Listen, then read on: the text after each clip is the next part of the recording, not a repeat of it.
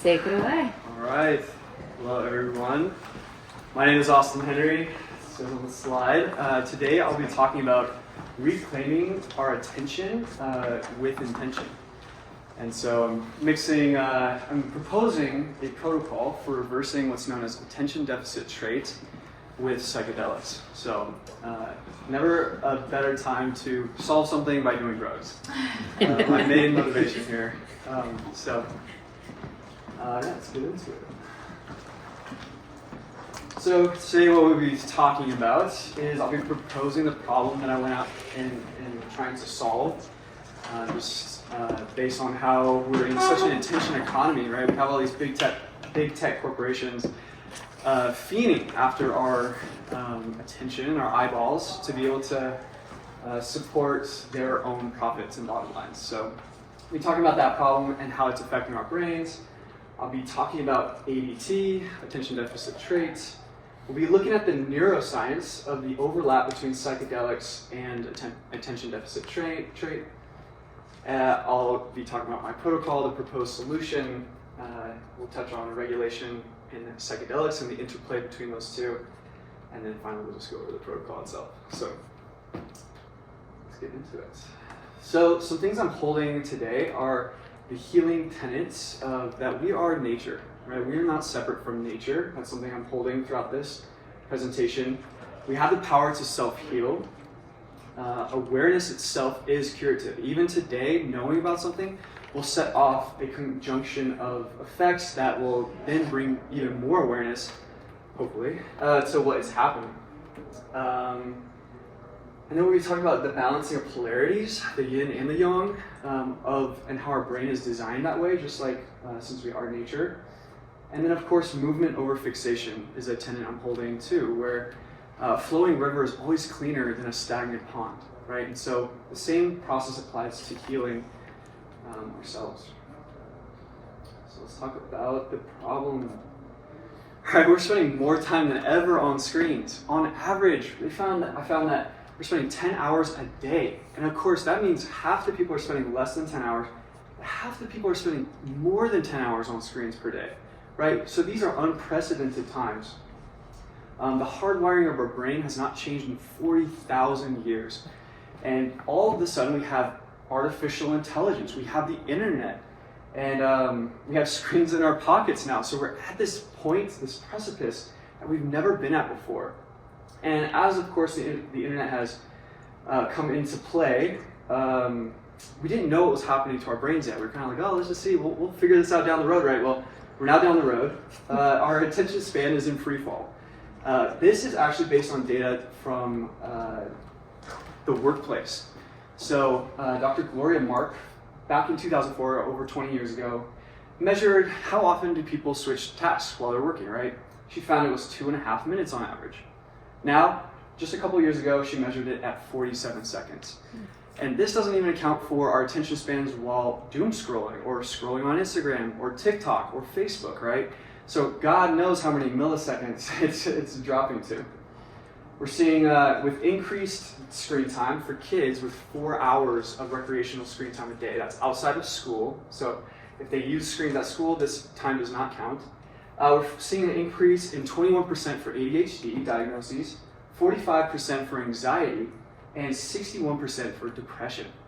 Those are some pretty staggering numbers for just 4 hours of recreational screen time. And that's the future of our generation, right? These are children we're talking about. And in 2025, the APA posted a survey calling it the crisis of connection we're in. Half of the adults reported feelings of isolation, feeling left out, and overall loneliness. So what is happening? We're more connected than ever technologically, but we're actually going through a deprivation of true intimacy and connection. So this is what I was after, right? This is something I've been feeling into when I first got Instagram in 2011 or 12, right? I was like, oh yeah, I wonder, we were kind of talking about Tristan Harris was coming out, I was watching YouTube videos, and I was like, oh yeah, I guess I wonder what's happening to my brain. And so I've always been very cautious with my use, because I knew something was happening, but I couldn't name it. Until I found this article by Edward Hallowell that he wrote back in 2005, in the Business Review Journal. He talked and named something that he was seeing. So he's a psychiatrist. He owns a clinic especially for people with ADHD. And what he started to see was that some people were coming in and they didn't quite have ADHD, but they had the same exact symptoms, similar symptoms. So, and there were deficiency in focusing, prioritizing. They had this urgency and anxiety. They had disorganization, irritation, low frustration tolerance, and of course, starting many tasks but finishing few. And also, the most important symptom, difficulty transitioning between the two modes, which we'll get into. So ADT, you can think of as maybe more the nurture, right? So ADHD is the nature, neurobiological basis, genetic, right? It's passed down. Your brain at birth is, the attention is impaired. But ADT is environmentally induced. So that's the major difference. Because I'm not going to go ahead and try to tackle ADHD and solving that, this ADT term actually suits exactly what we're after. Because ADT, because it is environmentally induced, it's theoretically reversible. So, knowing this fact, I dove into my capstone. Just going to touch on this briefly. Of course, for counselors, this can always be misdiagnosed or undiagnosed. But it's actually underlying a lot of other diagnoses, right? So, it's fueling anxiety. If you can't get things done and you feel scattered, right, you might have more anxiety. You might get diagnosed with GAD, right, generalized anxiety disorder. If you're fatigued, you might get diagnosed with major depressive disorder. And of course, if you have relational disconnection, God forbid, you get diagnosed with antisocial personality disorder. So it's actually the core mechanism of what could be disrupting a lot of other disorders. And one final note here before we get into what's going on is that as these corporate media tech companies continue to farm our attention, are we losing the ability to actually reclaim our life and live our life purpose, right? So there's a lot at stake here. So as we reclaim our attention, we actually begin to reclaim the life that we want to live. And that's why it's so important. I'll take this one step further. As we lose our attentional capabilities, we actually, as we get used to short form interval content, our nervous system gets used to that quick hit of dopamine, right? We actually train ourselves to only accept that amount of dopamine so quickly. And that actually directly erodes what it actually takes to be in connection, to stay when things are difficult. And I would even say, maybe even lose our ability to fall in love. So that's a stake. That's the cautionary tale. But this is potentially where we're headed at this rate. So let's get into it. The brain has two modes. The default mode network, which is kind of your rest, daydreaming, you're driving, you're thinking about your day, has reference to your autobiographical self. So you're thinking, I'm going to the store, I just got done with work. Right? You have this reference to yourself. Then there's the task positive network, which is focused, goal-directed work. This is, if you've ever heard of flow, this is when that network is thriving, right? And you're able to get things done, hours fly by, you have no reference to time, and you're just like fully present and mindful. So these are two modes. I'm not going to use these terms because they're a little tongue twisty. For now, we're just going to call the default mode network the rest mode. We're going to call the task positive network the focus mode. So naturally, in neurotypical brains, it has a healthy anti-correlation, right? So as one brain mode is on, the other mode deactivates, right? So when you're resting, you're truly resting. You're actually able to sit on the couch, you're thinking about your day. The rest mode is actually in charge of self-organization of your memories, what's happening, your process mode, think of it like that, which we need. The focus mode, on the other hand, right, like I just mentioned, it's the flow, it's getting things done, you're fully absorbed. This is where our mindfulness, these parts of our brain that are fully mindful are and live.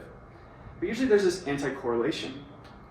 But they found, in the research I was looking at, they found that in attention-impaired brains, the rest mode and the focus mode are on at the same time. So you can't actually fully rest because you're probably thinking about what you need to be doing, you have a big to-do list, and in the focus mode, you're thinking, am I doing this well? what am I going to cook for dinner? And while you're trying to work on tasks. And so neither get done. And so this impairs both your ability to fully and truly rest, and also impairs your ability to truly dive deep and be absorbed in what you need to get done, right? Causing more anxiety and causing this almost death spiral, because this just makes it harder and harder to function, and then you get more and more anxious. And so I just want to note here, it's actually what they found too, and we'll touch on this later. This is important because we'll touch on why this is important later.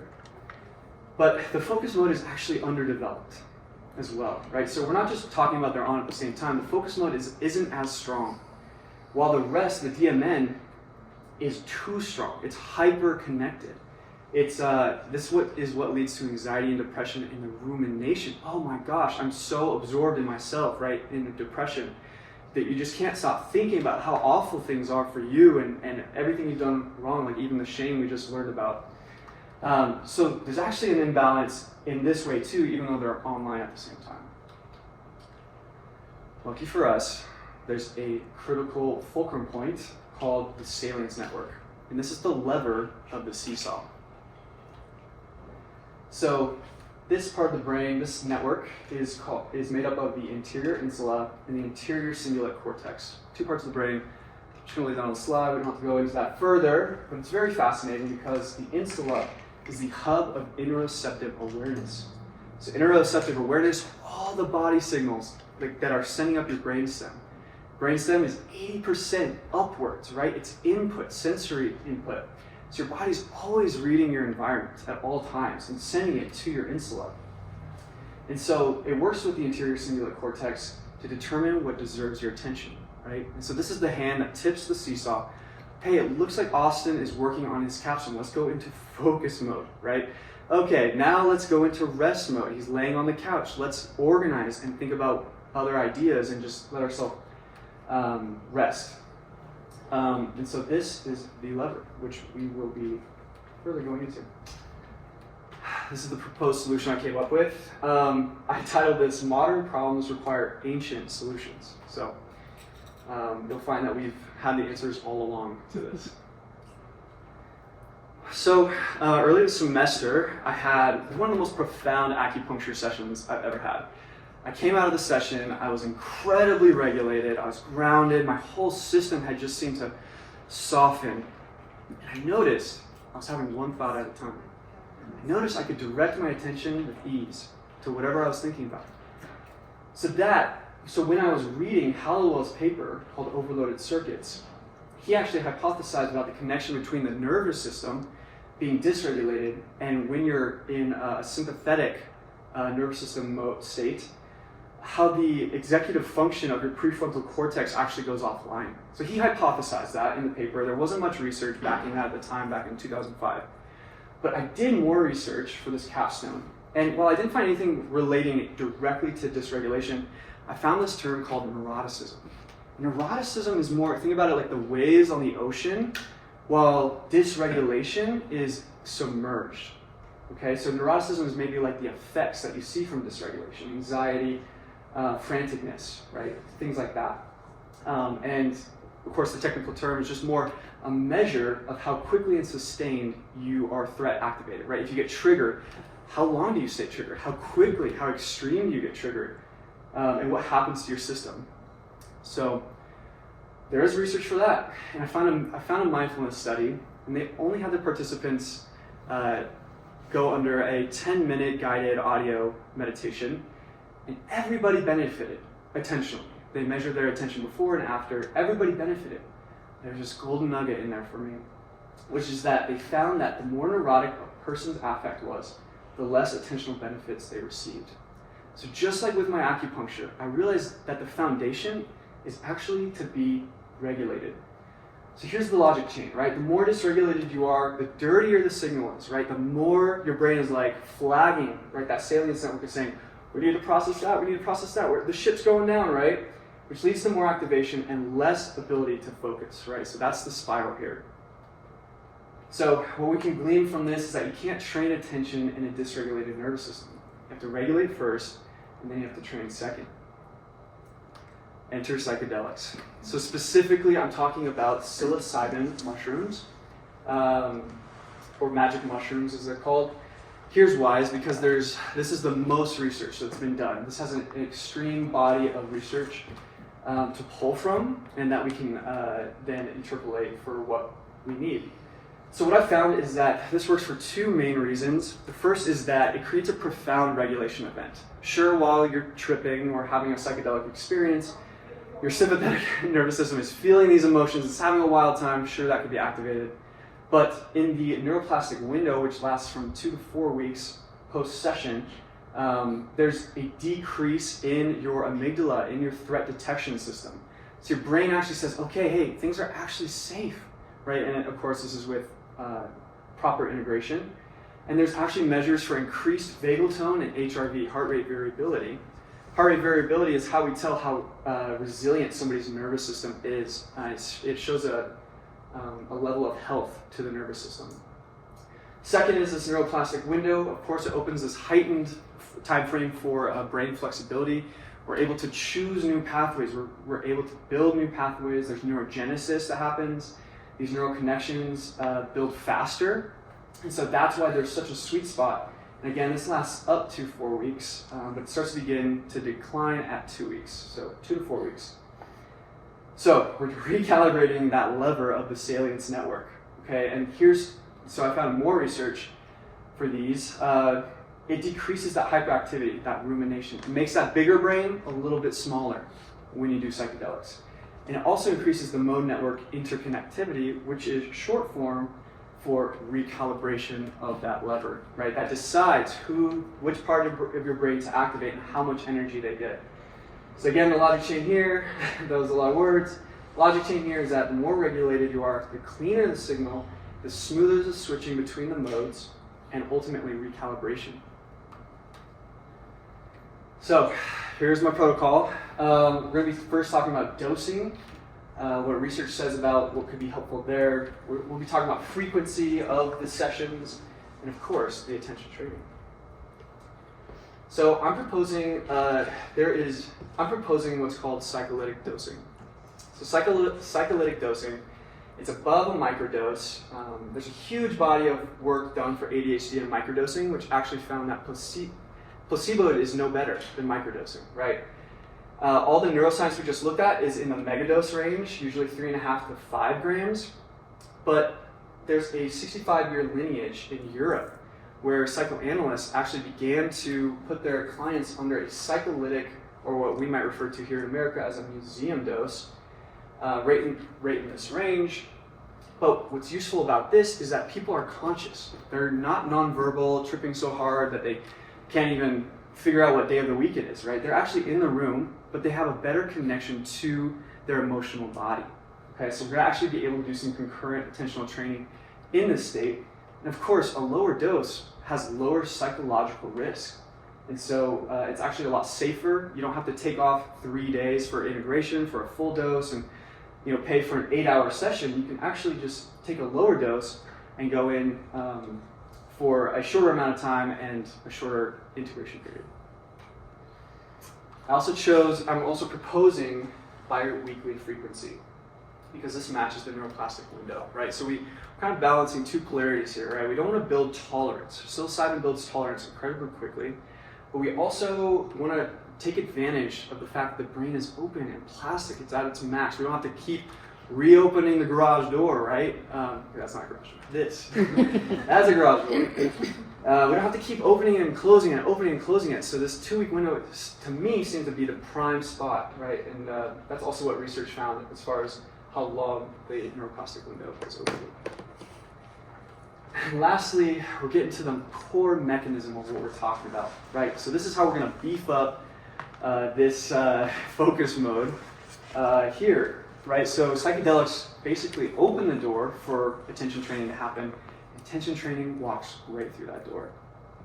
So found some research that said that meditators showed deeper rest mode decoupling, right? They made the rest mode smaller in that imbalance during their dosing.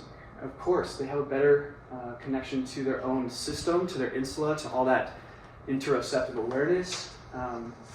So I found what's called Troptica meditation. It's single focus gaze meditation, traditionally at a candle with a candle flame. But this exact meditation targets that brain mode that we're looking for, which is the focus mode. And we're looking to beef that up, give them some protein, get them to the gym a little bit, right? So, lucky for you, we have a live experience. And so I just want to take about maybe 15 seconds here to just explore what it's like. Just see if you can keep your eyes on the dot that I have on the screen. Just start to notice what happens to your system. Is this hard? Is this easy? What's happening for you? Do your eyes want to divert? And if you want to take it one level further, you can try without blinking, as the traditional method says.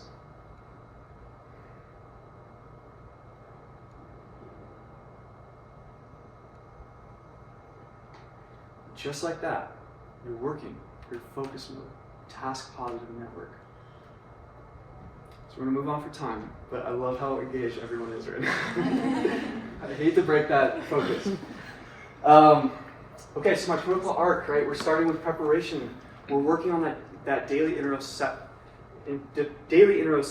work, right? So we're doing breath awareness, we're doing body scans, meditation, and we're starting to work on that Troptica meditation. We're starting to gaze at that dot or that candle flame, maybe about 5 minutes here.